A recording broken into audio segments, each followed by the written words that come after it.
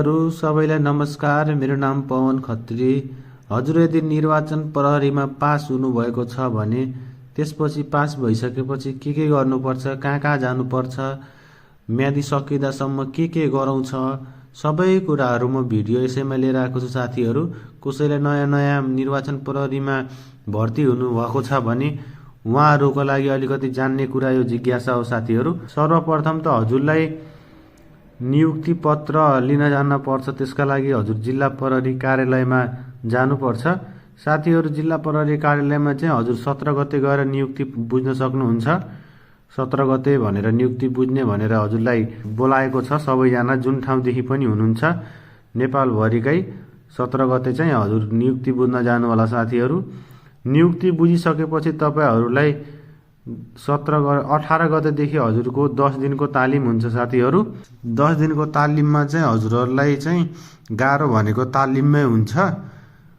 सलाम गर्न, दायाँ घुम्न, बायाँ घुम्न, यताउति रनिङ अलिअलि हुन्छ। साथीहरू त्यति साह्रो गाह्रो पनि हुँदैन, तर जे होस् भुपु हुनुहुन्छ भने उहाँलाई चाहिँ सजिलो हुन्छ, नयाँलाई चाहिँ अलिकति गाह्रो हुन्छ। साथीहरू 10 दिनको तालिम चाहिँ अलिकति गाह्रो नै हुन्छ। साथीहरू तालिम कस्तो हुन्छ, के हुन्छ भन्ने हजुरलाई नयाँ हुनुहुन्छ भने म एउटा भिडियो राखिदिन्छु, त्यतिकोसम्म चाहिँ जान्न सक्नुपर्छ। साथीहरू हजुर सुरुमा जाँदा केही नजान्ने हुनुहुन्छ, यस्तोसम्म चाहिँ हजुरले त्यहाँ गरेर चाहिँ देखाउनुपर्छ। 10 दिनको तालिममा चाहिँ हजुरले यस्तो गरेर देखाउनुपर्छ। एउटा भिडियो मैले राख्दैछु, त्यो भिडियो राम्रोसँग हेर्नु साथी। ल भिडियो हेर्नु है साथीहरू।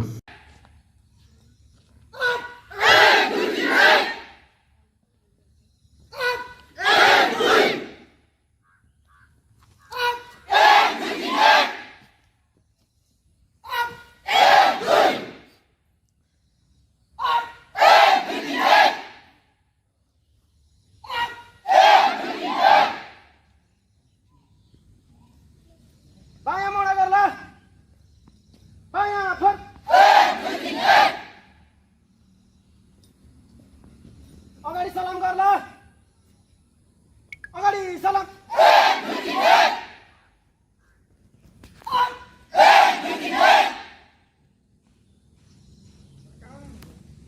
साथ लाठी गर्ला, साथ लाठी, परेड काम खतम आउँछ,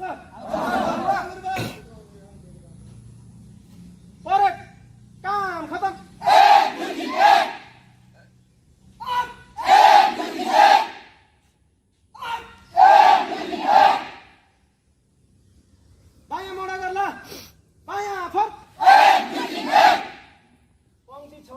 हाइलाइटको काम एउटै हो।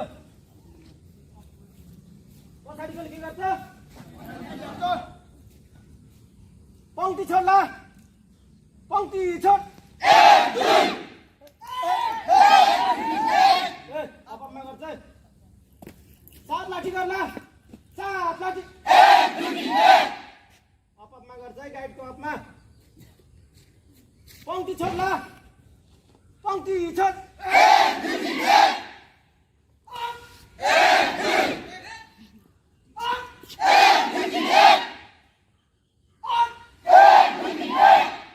यतिकैमा पङ्क्ति छोड्ला,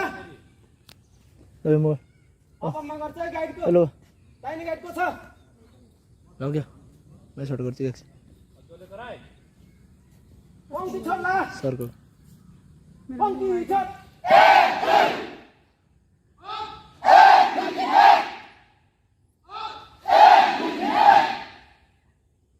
दाहिने मोडा गर्ला, पुरा फट, फेरि है झुक्किरहेछ, पङ्क्ति छोड्ला, गाइडको अपमा पङ्क्ति छोड्ला, पङ्क्ति छोड,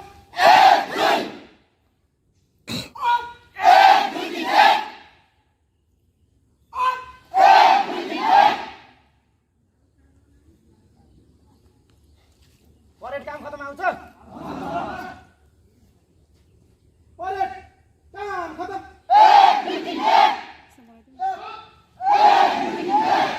यसबाट राखे त भइगयो त।